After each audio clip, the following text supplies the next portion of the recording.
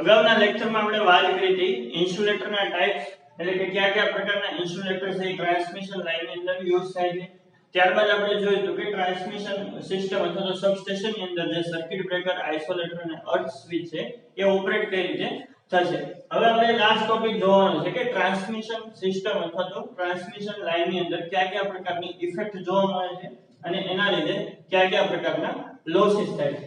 બરોબર, તો એમાંની પહેલી ઇફેક્ટ છે સ્કિન ઇફેક્ટ. હવે સ્કિન ઇફેક્ટ વિશે આપણે અગાઉના લેક્ચરમાં એક બે વાર વાત કરેલી છે, તેમ છતાં આપણે અહીંયા સ્કિન ઇફેક્ટ વિશે રિવિઝન છે થોડું એવું કરી લઈએ. હવે સ્કિન ઇફેક્ટ કોને કહેવાય તો કે વિદ્યુત પ્રવાહ છે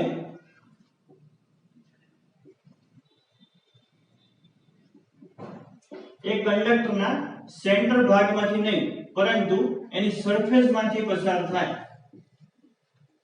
વિદ્યુત પ્રવાહ અથવા તો કરંટ કંડક્ટરના સેન્ટર ભાગમાંથી નહીં એટલે કે વચ્ચેના ભાગમાંથી નહીં પરંતુ એની બહારની સરફેસ માંથી પસાર થાય એ ઇફેક્ટને કહેવાય સ્કિન ઇફેક્ટ. બરાબર, તો સ્કિન ઇફેક્ટ. બરાબર, તો સ્કિન ઇફેક્ટ છે કોના હિસાબે થાય છે એના વિશે આપણે વાત કરીએ તો સ્કિન ઇફેક્ટ છે શું કામ પ્રોડ્યુસ થાય છે.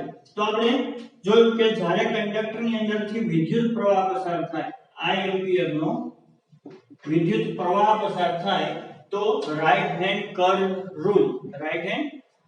રૂલ અથવા તો જમણા હાથના નિયમ પ્રમાણે શું થાય તો કે જ્યારે કોઈ વાહકમાંથી વિદ્યુત પ્રવાહ પસાર કરવામાં આવે તો એ વાહકની આજુબાજુ જો અંગૂઠો છે એ કરંટની દિશામાં રાખવામાં આવે તો એની આજુબાજુની જે આંગળી છે આપણને ચુંબકીય ફ્લક્સની દિશા બતાવે.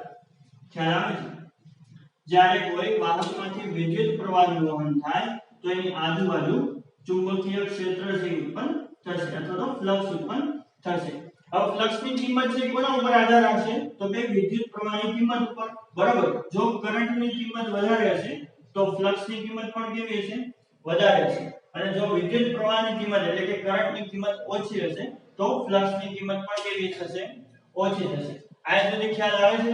હવે આપણે શું લખ્યું તો કે કરંટ I છે એ ફ્લક્સના પ્રમાણમાં છે તો ફ્લક્સ જે પ્રોડ્યુસ થાય છે કોના ઉપર આધાર રાખે છે તો કે વિદ્યુત પ્રવાહ ઉપર આધાર રાખે છે. બરાબર, એટલે આપણે લખ્યું કે I is proportional to phi અથવા તો I છે એ phi ના સમપ્રમાણમાં ઉત્પન્ન થાય છે. હવે આપણે આ અચળાંક છે એ કાઢી નાખો. બરાબર, જે અચળાંક છે પ્રોપોર્શનાલિટી નો એને આપણે કાઢી નાખો તો શું મૂકવું પડે તો કે એની જગ્યાએ આપણે અચળાંક છે મૂકવો પડે.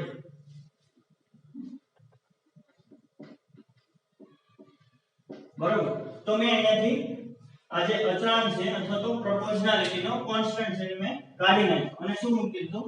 બરાબર મૂકી દીધું અને એની જગ્યાએ આપણે કોન્સ્ટન્ટ છે L મૂકી દીધો. આ સુધી ખ્યાલ આવે છે? તો L ને આપણે સૂત્રનો કર્તા બનાવીએ. L એટલે થાય ઇન્ડક્ટન્સ. બરોબર, L એટલે શું થાય? ઇન્ડક્ટન્સ. L બરાબર શું થશે અહીંયા? આ અહીંયા ગુણાકારમાં છે, આ બાજુ જશે તો કેવો થઈ જાય? ભાગાકારમાં, એટલે phi ના છેદમાં I. આયા સુધી ખ્યાલ આવે છે? ઇન્ડક્ટન્સ નો એકમ છે હેનરી. હજી એકવાર જોઈ લઈએ સ્કિન ઇફેક્ટ નો મતલબ શું થાય તો કે જો વિદ્યુત પ્રવાહ છે કંડક્ટરના વચ્ચેના ભાગમાંથી નહીં પરંતુ બહારના ભાગમાંથી પસાર થાય તો ઇફેક્ટને કહેવાય સ્કિન ઇફેક્ટ. સ્કિન ઇફેક્ટ શું કામ પ્રોડ્યુસ થાય તો કે જ્યારે કંડક્ટરમાંથી વિદ્યુત પ્રવાહ પસાર કરવામાં આવે તો જમણા હાથના નિયમ પ્રમાણે કંડક્ટરની આજુબાજુ ચુંબકીય ક્ષેત્ર ઉત્પન્ન થાય. આ ચુંબકીય ક્ષેત્રની કિંમત છે કોના ઉપર આધાર રાખે તો કે વિદ્યુત પ્રવાહની કિંમત ઉપર. એટલે આપણે લખ્યું I ચલે છે phi. બરોબર, હવે ચલે છે ની નિશાની મારે દૂર કરવી છે તો એની જગ્યાએ મારે એક અચળાંક મૂકવો પડે. એ અચળાંક આને L છે એને લઈ લીધો. L એટલે થાય ઇન્ડક્ટન્સ. તો ઇન્ડક્ટન્સ મારે આમાંથી ગોતવું આ સૂત્રમાંથી તો કઈ રીતે મળે તો કે L બરાબર L ને અહીંયા રહેવા દઉં છું. કરંટ અહીંયા ગુણાકારમાં છે એ બરાબરની પેલી સાઈડ જશે એટલે કેવો થઈ જશે? ભાગાકારમાં. એટલે ઇન્ડક્ટન્સની કિંમત કેટલી થશે? phi ના છેદમાં I હેનરી. આ સુધી ખ્યાલ આવે છે? હવે કરંટની કિંમત છે એ ટ્રાન્સમિશન સિસ્ટમની અંદર આપણને ખબર છે ટ્રાન્સમિશન લાઈન છે કેવી હશે તો કે હાઈ વોલ્ટેજ હશે. હાઈ વોલ્ટેજની ટ્રાન્સમિશન લાઈન હશે. બરોબર, કેવી માં એનો વોલ્ટેજ હશે. તો વિદ્યુત પ્રવાહ છે એની કિંમત પણ કેવી હશે? ખૂબ જ વધારે હશે. બરોબર, વોલ્ટેજની કિંમત વધારે છે કિલોવોલ્ટમાં છે ટૂંકમાં 132 કેવી 220 કેવી કે 400 કેવી તો વિદ્યુત પ્રવાહની કિંમત પણ કેવી છે 500 એમ્પિયર કે 1000 એમ્પિયર સુધીની વધારે હશે વિદ્યુત પ્રવાહની કિંમત વધારે હશે તો ફ્લક્સની કિંમત પણ કેવી થશે વધારે જો ફ્લક્સની કિંમત વધારે હોય આ ધ્યાન આપજો જો ફ્લક્સની કિંમત વધારે હોય તો ઇન્ડક્ટન્સ પણ કેવું થાય વધારે થાય સમજ્યા ફ્લક્સની કિંમત જો વધારે હોય તો ઇન્ડક્ટન્સની કિંમત પણ કેવી થશે વધારે થશે ક્યાં આગળ વધારે થશે તો કે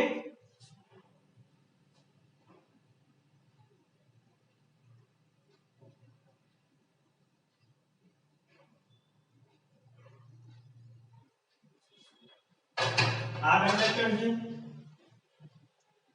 બરોબર આમાંથી આપણે વિદ્યુત પ્રવાહ I પસાર કરાવ્યો તેની આજુબાજુ ફ્લક્સ ઉત્પન્ન થયું આ રીતે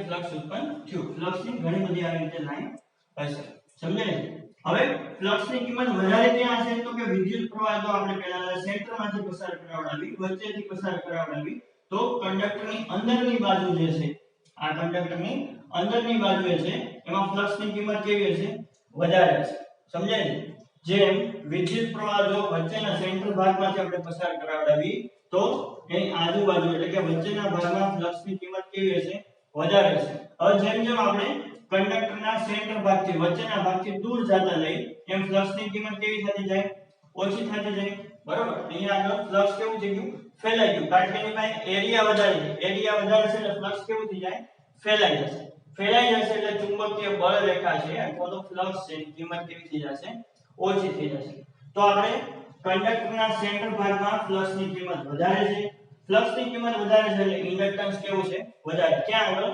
કંડક્ટરના સેન્ટરમાં બરોબર કંડક્ટરના સેન્ટરમાં L ની કિંમત વધારે છે હવે આપણે એસી સર્કિટમાં જોયું હતું ઇમ્પિડન્સ વિશે બરોબર ઇન્ડક્ટિવ રિએક્ટન્સ કેપેસિટિવ રિએક્ટન્સ અને ઇમ્પિડન્સ વિશે માહિતી મેળવી ઇમ્પિડન્સ નો મતલબ થાય એસી રેઝિસ્ટન્સ બરોબર ઇમ્પિડન્સ નો મતલબ શું થશે એસી રેઝિસ્ટન્સ ઇમ્પિડન્સ કોનો બનેલો હશે તો કે ડીસી રેઝિસ્ટન્સ અથવા તો R અને ઇન્ડક્ટિવ રિએક્ટન્સ અથવા તો કેપેસિટિવ રિએક્ટન્સ નો સમૂહ હશે સમજાય છે Z જે છે ઇમ્પિડન્સ એ કોનો બનેલો હશે તો કે R jX ખ્યાલ આવે છે રેઝિસ્ટન્સ અને રિએક્ટન્સ નું કોમ્બિનેશન હશે અથવા તો બેનો સરવાળો હશે એને કહેવાય ઇમ્પિડન્સ Z હવે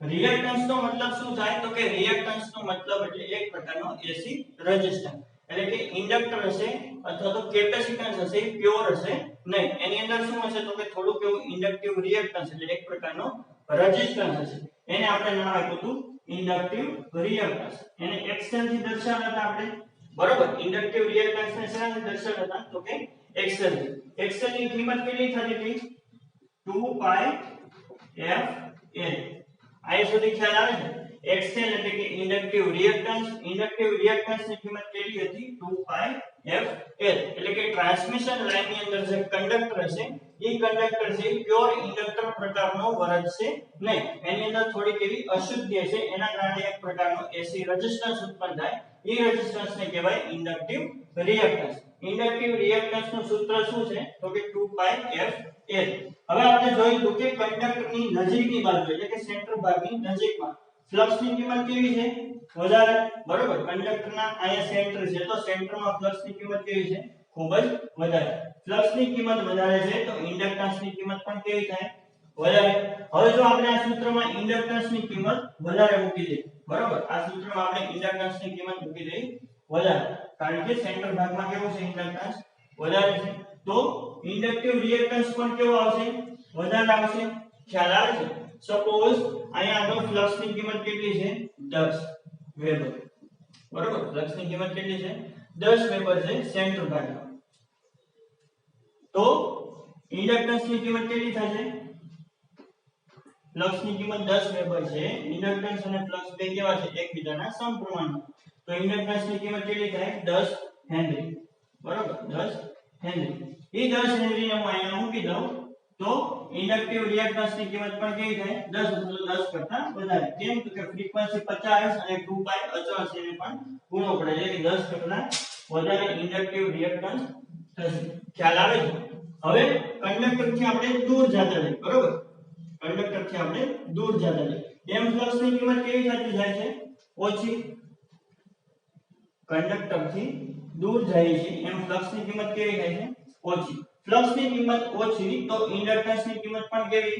ઓછી. ઇન્ડક્ટન્સ ની કિંમત અહીંયા હું ઓછી મૂકું તો XL પણ કેવો આવશે? ઓછો આવશે. એટલે સુધી સમજાય છે?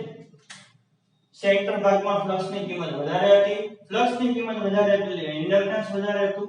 ઇન્ડક્ટન્સ વધારે હતું એટલે એસી રેઝિસ્ટન્સ ઇન્ડક્ટિવ રિએક્ટન્સ પણ વધારે સેન્ટર ભાગમાં. હવે આપણે સેન્ટર ભાગથી દૂર જતા જઈએ, સરફેસ પાસે જતા જઈએ તો ફ્લક્સ ની કિંમત કેવી થાય છે? ઘટતી જાય. ફ્લક્સ ની કિંમત ઘટશે તો ઇન્ડક્ટન્સ ની પણ કિંમત ઘટશે અને ઇન્ડક્ટિવ રિએક્ટન્સ ની કિંમત પણ ઘટશે. એનો મતલબ શું થાય તો કે સેન્ટર ભાગમાં રેઝિસ્ટન્સ એ વધારે છે, બરોબર? કંડક્ટરના સેન્ટર ભાગમાં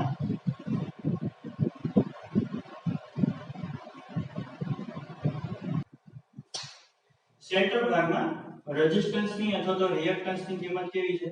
વધારે છે.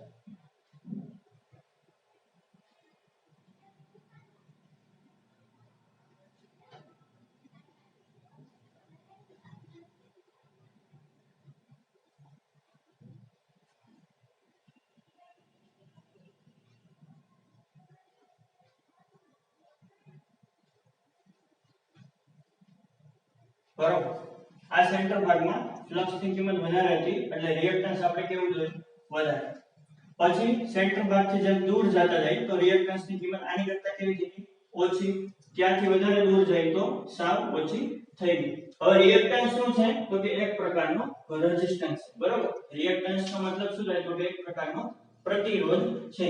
એટલા માટે વિદ્યુત પ્રવાહ છે કયો પાથ સિલેક્ટ કરે અથવા તો કરંટ છે કયો પાથ નક્કી કરે અથવા તો કયા પાથમાંથી એનું વહન થાય તો કે જ્યાં રેઝિસ્ટન્સ ની કિંમત વધારે હશે ત્યાંથી વિદ્યુત પ્રવાહનું વહન થાય. તો આપણે આ કંડક્ટરને જોઈએ કે જે રિએક્ટન્સ ની કિંમત ઓછી ક્યાં છે તો કે સરફેસ પાસે, બરોબર? આ કંડક્ટરની સરફેસ છે, બહારનો ભાગ છે, ત્યાં આગળ રિએક્ટન્સ કેવું છે?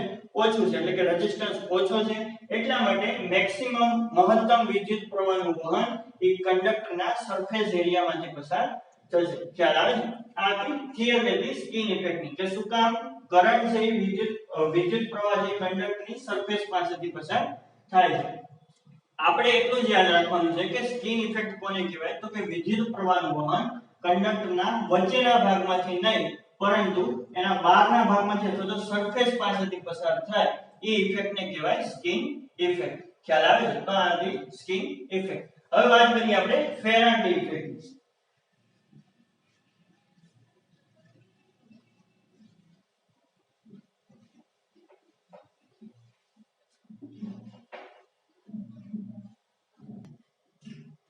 ફેરાડે ઇફેક્ટ, બરોબર? ફેરાડે ઇફેક્ટ તમે નામ સાંભળ્યું છે.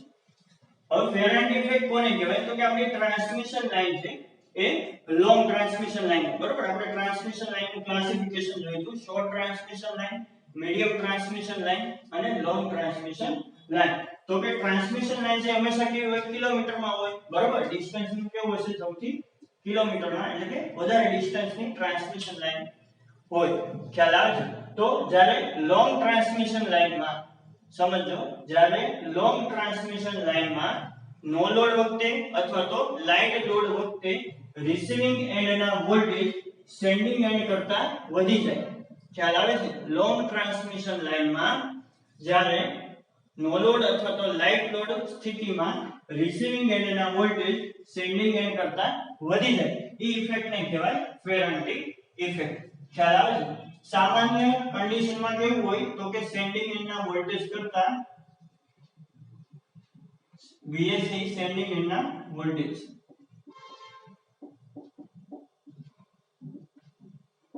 અને Vr આપણે લઈ લઈએ રિસીવિંગ એન્ડ.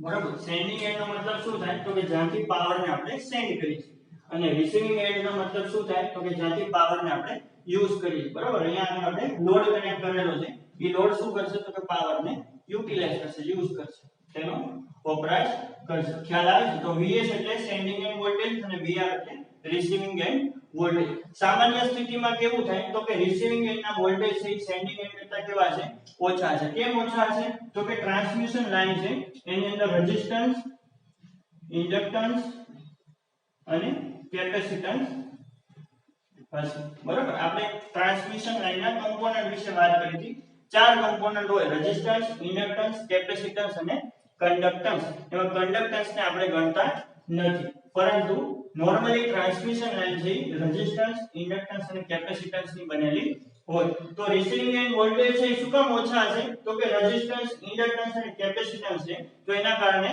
થોડો કેવો લોસ થશે બરોબર ટ્રાન્સમિશન લાઈન છે કિલોમીટરમાં છે તો રેઝિસ્ટન્સ ઇન્ડક્ટન્સ અને કેપેસિટન્સ ને કારણે થોડો કેવો પાવરનો લોસ થશે એટલા માટે રિસીવિંગ એન્ડ વોલ્ટેજ છે હંમેશા સેન્ડિંગ એન્ડ કરતા કેવા છે ઓછા છે એટલે કે આપણે સેન્ડિંગ એન્ડ પાસે 400 કેવી મોકલશું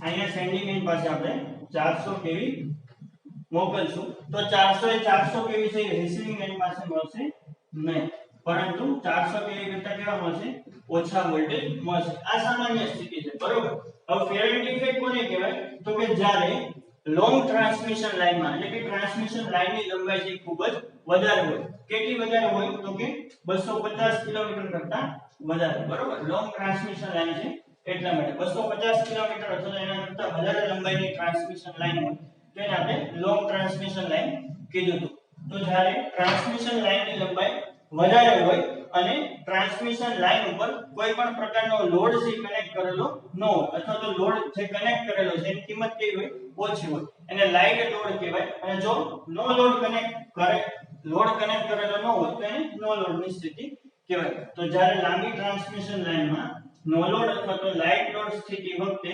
રિસીવિંગ એન્ડના વોલ્ટેજ એટલે કે આ Vs Vr જે છે એ Vs સેન્ડિંગ એન્ડ વોલ્ટેજ કરતા કેવા મળશે વધારે મળે એને કહેવાય ફેરન્ટી ઇફેક્ટ હવે આવું શું કામ થાય છે રિસીવિંગ એન્ડના વોલ્ટેજ છે સેન્ડિંગ એન્ડ કરતા કેમ વધી જાય છે તો કે કેપેસિટન્સ ને કારણે બરોબર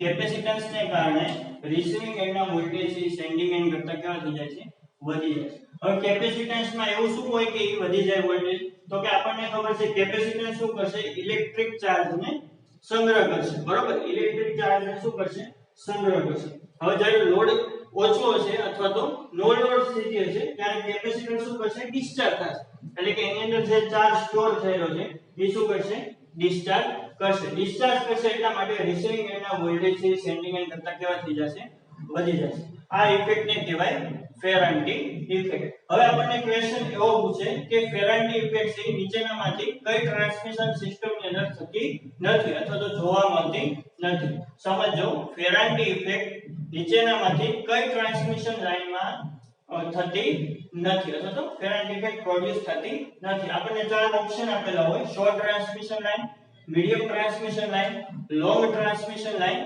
અને આપેલ તમામ આવા ચાર ઓપ્શન આપેલા હોય તો આપણે શું ટિક કરવાનું શોર્ટ ટ્રાન્સમિશન લાઈન કેમ તો કે આપણે વાત કરી પહેલા કે પહેલું સેન્ટેન્સ જ કીધું કે જ્યારે લાઈનની લંબાઈ છે વધારે હશે એટલે કે મીડિયમ અથવા તો લોંગ ટ્રાન્સમિશન લાઈન હશે ત્યારે જ કેપેસિટન્સની ઇફેક્ટ છે જોવા મળશે જ્યારે લાઈનની લંબાઈ ઓછી હશે ત્યારે કેપેસિટન્સ છે ગણતરીમાં લેવામાં આવતું નથી બરોબર શોર્ટ ટ્રાન્સમિશન લાઈનમાં કેપેસિટન્સ છે ગણતરીમાં લેવામાં આવતું નથી એટલા માટે ફેરન્ટી ઇફેક્ટ છે શોર્ટ ટ્રાન્સમિશન લાઈનમાં જોવા મળશે નહીં ક્યાં જોવા મળશે તો કે મીડિયમ અને લોંગ ટ્રાન્સમિશન લાઈન સમજાય છે તો આપણે બે ઇફેક્ટ જોઈ સ્કિન ઇફેક્ટ અને ફેરન્ટી ઇફેક્ટ ખ્યાલ આવે છે હવે આપણે વાત કરી છેલ્લા ટોપિક વિશે બરોબર એટલે કે કોરોના લોસ વિશે હવે કોરોના વિશે તમે સાંભળ્યું છે અથવા તો ટ્રાન્સમિશન લાઈન જ્યારે દરિયાકાંઠાના વિસ્તારમાં હોય ટ્રાન્સમિશન લાઈન જ્યારે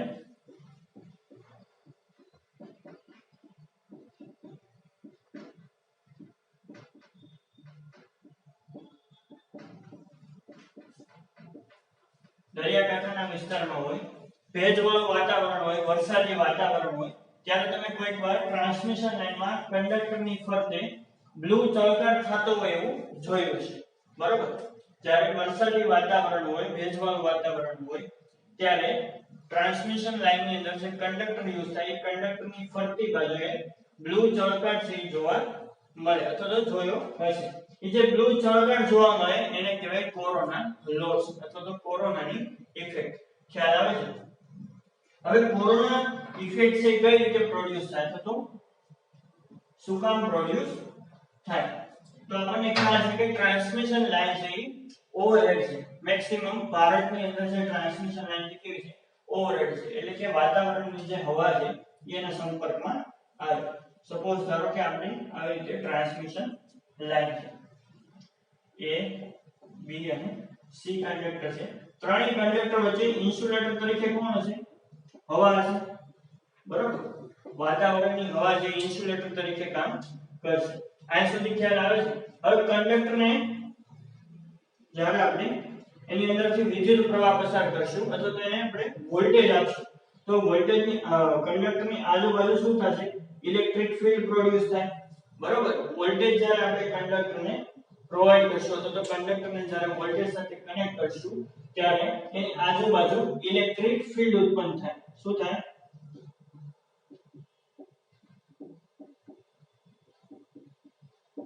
ઇલેક્ટ્રિક ફીલ્ડ ઉત્પન્ન થાય. હવે થ્રી ફેઝ લાઈન છે, A B C ત્રણ કંડક્ટર છે, એને આપણે અમુક સ્પેસિંગ એ રાખેલા છે, અમુક ડિસ્ટન્સ એ રાખેલા છે અને વચ્ચે ઇન્સ્યુલેટર તરીકે કોણ છે? હવા છે. હવે હવા છે એની ડાઇલેક્ટ્રિક સ્ટ્રેન્થ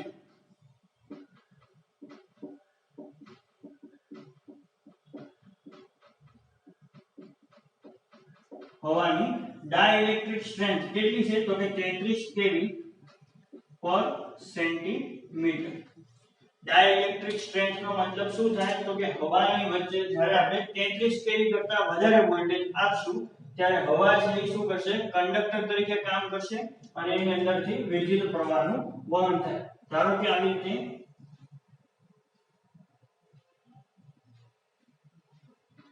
બે કંડક્ટરની પ્લેટ છે અને વચ્ચે હવા છે આપણે ઇન્સ્યુલેટર તરીકે રાખેલ છે.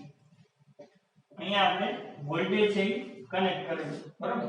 હવે આ વોલ્ટેજની કિંમત છે આપણે 0 થી ધીરે ધીરે વધારતા જશું. જેવો આપણે વોલ્ટેજની કિંમત અહીંયા 0 થી વધારતા જશું એમાં કંડક્ટરની આજુબાજુ શું થાય છે? તો કે ઇલેક્ટ્રિક ફીલ્ડ ઉત્પન્ન થાય. એ ઇલેક્ટ્રિક ફીલ્ડની કિંમત પણ કેવી થતી જશે? વધતી જશે. ખ્યાલ આવે છે? જ્યારે બે કંડક્ટર વચ્ચે તમે હાઈ વોલ્ટેજ આપશો ત્યારે કંડક્ટરની આજુબાજુ ઇલેક્ટ્રિક ફીલ્ડ ઉત્પન્ન થશે. આ ઇલેક્ટ્રિક ફીલ્ડ શું કરશે? તો કે એની વચ્ચે જે હવા છે એ હવાને પણ કંડક્ટર તરીકે કામ કરવા મળશે. સમજે છે? આ હવા જેને બ્રેકડાઉન કરી નાખશે. એની ડાઇલેક્ટ્રિક સ્ટ્રેન્થ 33 kV પર સેન્ટીમીટર છે. એટલે કે જ્યારે બે કંડક્ટર વચ્ચેના વોલ્ટેજ 33 kV કરતા વધશે ત્યારે એની વચ્ચે રહેલી હવા જે છે કંડક્ટર તરીકે કામ કરશે, વાહક તરીકે કામ કરશે અને હવામાંથી વિદ્યુત પ્રવાહનું વહન થાય. ખ્યાલ આવે છે? એને કહેવાય ડાઇલેક્ટ્રિક સ્ટ્રેન્થ. એટલે કે વધારેમાં વધારે કેટલા વોલ્ટેજ સહન કરી શકે? વધારેમાં વધારે કોઈ પણ ઇન્સ્યુલેટિંગ મટીરીયલ કેટલા વોલ્ટેજ સહન કરી શકે એને કહેવાય ડાઇલેક્ટ્રિક સ્ટ્રેન્થ. કોરોનાનો મતલબ શું થાય? તો કે જ્યારે ભેજવાળું વાતાવરણ હોય, વરસાદી વાતાવરણ હોય ત્યારે કંડક્ટરની સરફેસ ઉપર અથવા તો કંડક્ટરની સરફેસની આજુબાજુ એક બ્લુ કલરનો ચળકાટ જોવા મળે. એ ચળકાટને કહેવાય કોરોના ઇફેક્ટ. હવે કોરોના છે શું કામ પ્રોડ્યુસ થાય? તો કે બે ડેફિનેશન ઉપર આધાર રાખે તો બે સ્થિતિ ઉપર આધાર રાખે, બરાબર? કોરોના અથવા તો બ્લુ ચળકાટ છે હંમેશા તમને દેખાય નહીં. કોરોનાને ઓળખાય કઈ રીતે? તો કે એક તો બ્લુ ચળકાટ ધરાવે, બીજું હિસિંગ સાઉન્ડ સંભળાવે,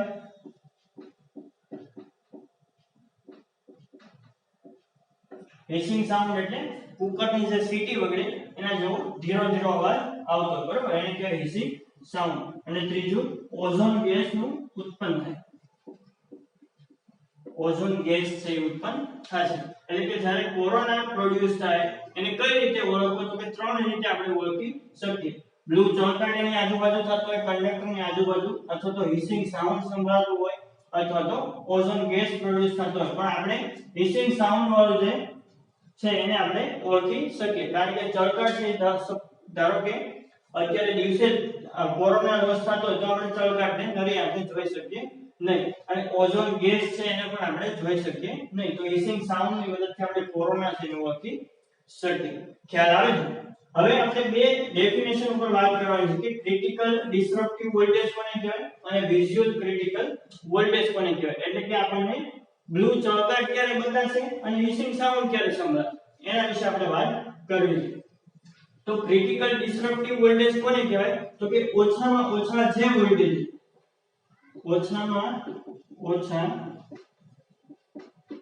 વોલ્ટેજ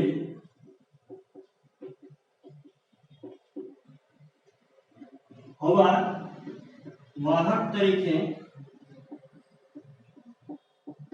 કાર્ય કરે અને તેમાંથી વિદ્યુત પ્રવાહ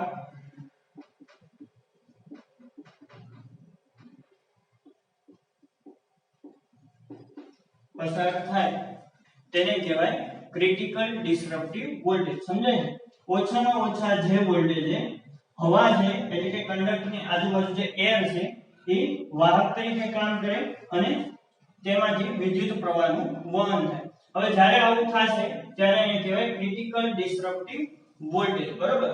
જ્યારે વોલ્ટેજ છે કંડક્ટરની આજુબાજુનો વોલ્ટેજ જે છે અથવા તો કંડક્ટરને આપેલો વોલ્ટેજ છે એ ક્રિટિકલ ડિસરપ્ટિવ વોલ્ટેજ કરતા વધશે ત્યારે આપણને હિસિંગ સાઉન્ડ છે સંભળાય છે અને કોરોના લોસ પ્રોડ્યુસ થયો તેવું કહેવાય.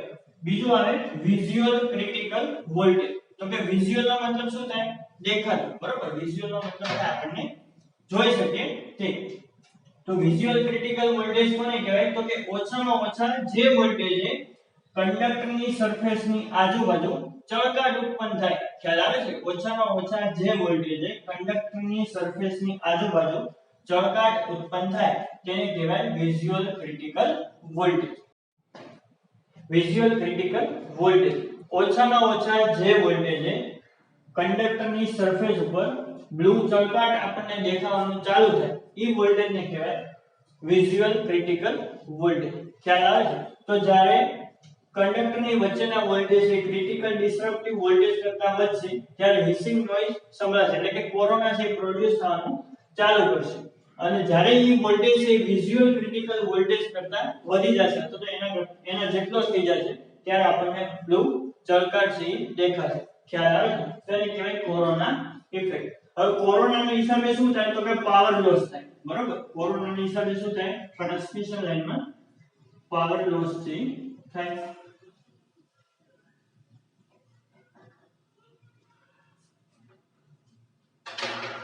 પછી બીજું શું થાય? તો કે કોરોના જ્યારે પ્રોડ્યુસ થાય છે ત્યારે ઓઝોન ગેસ પ્રોડ્યુસ કરે છે. બરોબર? કોરોના લોસ જ્યારે પ્રોડ્યુસ થાય ત્યારે ઓઝોન ગેસ છે પ્રોડ્યુસ કરે છે. હવે આ ઓઝોન ગેસ છે કંડક્ટર ઉપર શું અસર કરશે? તો કે કંડક્ટરની સરફેસ ઉપર આ રીતે ચળકાટ પ્રોડ્યુસ થાય છે અને ઓઝોન ગેસ ઉત્પન્ન થાય છે. એ ઓઝોન ગેસ શું કરશે? તો કે કંડક્ટરની જે સરફેસ છે આ કંડક્ટરની સરફેસ છે એનું ખવાણ કરશે. બરોબર? ઓઝોન ગેસ થી કંડક્ટરની જે સરફેસ છે એની અંદર ખવાણ થશે, એટલે કે કંડક્ટર છે એની મિકેનિકલ સ્ટ્રેન્થ કેવી થઈ જાય? ઓછી થઈ જાય. તો કંડક્ટર છે નબળો પડી જશે. ખ્યાલ આવે છે? તો કોરોનાના ગેરફાયદા આપણને પૂછે તો શું થાય? તો કે એક તો પાવર લોસ એની અંદર થશે, પછી એની અંદર જે ઓઝોન ગેસ પ્રોડ્યુસ થાય છે એ ઓઝોન ગેસ શું કરશે? તો કે કંડક્ટરની જે સરફેસ છે એનું ખવાણ કરશે, એનું કોરોઝન કરશે. હવે વાત કરીએ આપણે કોરોનાના ફાયદા. બરોબર? હવે તમને એવું લાગતું હશે કે કોરોનાના ફાયદા કઈ રીતે હોય? તો એક પ્રકારનો લોસ છે. બરોબર?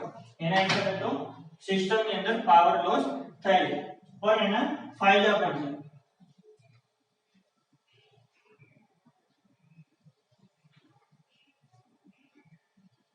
ધારો કે આ કંડક્ટર છે.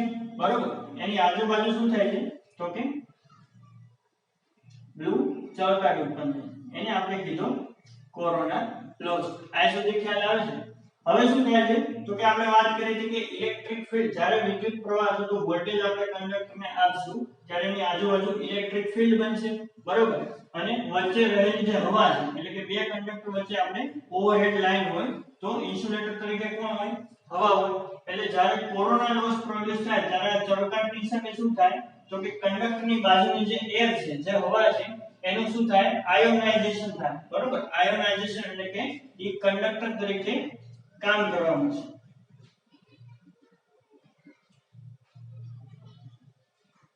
જ્યારે કોરોના લોસ પ્રોડ્યુસ થશે ત્યારે ચળકાટને લીધે શું થશે? ઇલેક્ટ્રિક ફિલ્ડ ઉત્પન્ન થશે. એ ઇલેક્ટ્રિક ફિલ્ડ કંડક્ટરની આજુબાજુની જે હવા છે એને શું કરશે તો કે વાહક તરીકે બનાવી દેશે, બરોબર. આ કંડક્ટરની આજુબાજુ જે હવા છે એને વાહક બનાવી દેશે. એના કારણે શું થશે તો કે કંડક્ટરનો જે ડાયામીટર છે એ પહેલા કેટલો હતો? એટલો હતો, બરોબર. કંડક્ટરનો પહેલા ડાયામીટર કેટલો હતો? જ્યારે કોરોના લોસ ની શરૂઆત થઈ હતી ત્યારે ડાયામીટર એટલે કે કંડક્ટરનો વ્યાસ કેટલો હતો? એટલો હતો. હવે શું થાય છે તો કે જ્યારે કોરોના લોસ પ્રોડ્યુસ થઈ ગયા પછી ઇલેક્ટ્રિક ફિલ્ડ છે શું કરે છે તો કે એની આજુબાજુની જે હવા છે એને વાહક બનાવી દે છે, બરોબર. એટલે વાહકનો એરિયા છે એ કેવો થઈ ગયો? વધી ગયો, કારણ કે હવા પણ વાહક તરીકે કામ કરવા માંડી. ખ્યાલ આવે છે? કંડક્ટરનો એરિયા કેવો થઈ ગયો? વધી ગયો. ક્ષેત્રફળ કેવું થઈ ગયું? વધી ગયું. આ ક્ષેત્રફળ છે હું ને તમે જોઈ શકીએ નહીં, બરોબર. આ કંડક્ટરનો જે ડાયામીટર વધ્યો કોરોનાના હિસાબે એ હું ને તમે આપણે નરી આંખે જોઈ શકીએ નહીં. એટલા માટે એને નામ આપ્યું પ્રત્યક્ષ અથવા તો વર્ચ્યુઅલ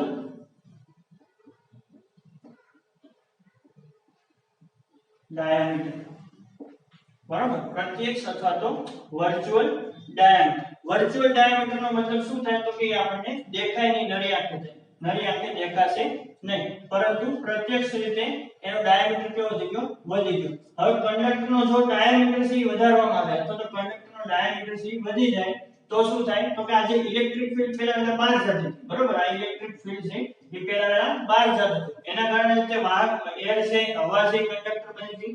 હવે શું થઈ ગયું તો કે ઇલેક્ટ્રિક ફિલ્ડ છે એની બાઉન્ડ્રી છે નક્કી થઈ ગઈ, એટલે કે પ્રત્યક્ષ ડાયામીટર નો વધી ગયો, એટલે કે આથી બહાર છે ઇલેક્ટ્રિક ફિલ્ડ જશે નહીં. ઇલેક્ટ્રિક ફિલ્ડ છે એની બહાર જશે નહીં, એટલા માટે શું થઈ ગયું તો કે વોલ્ટેજની કિંમત, ઇલેક્ટ્રિક ફિલ્ડની કિંમત કેવી થઈ ગઈ?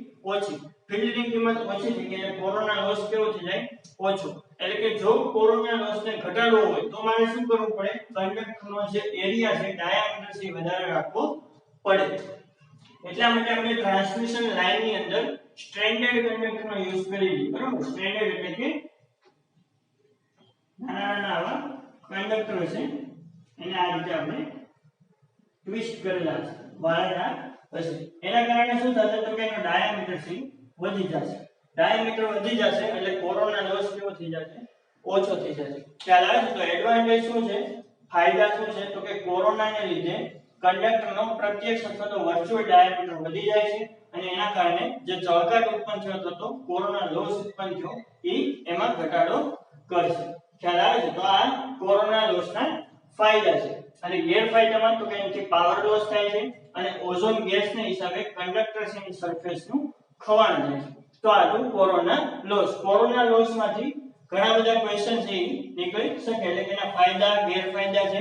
કોરોના લોસને કઈ કઈ રીતે ઓળખી શકાય તો કે એક તો બ્લુ કલરનો ચળકાટ ધરાવે, પછી હિસિંગ સાઉન્ડ સંભળાય કુકરની સીટી જેવું, અને ત્રીજું છે તો કે એની અંદરથી ઓઝોન ગેસ છે ઉત્પન્ન થાય. તો આ રીતે આપણે ક્વેશ્ચન છે પૂછી શકે. સમજાય છે? તો અહીંયા સુધી આપણે રાખીએ. આ પાવર સિસ્ટમ છે, અહીંયા આગળ આપણે ઇલેક્ટ્રિકલ પાવર સિસ્ટમ અથવા તો ટ્રાન્સમિશન અને ડિસ્ટ્રીબ્યુશન વાળું ચેપ્ટર છે પૂરું કરીએ છીએ, બરોબર. Thank you.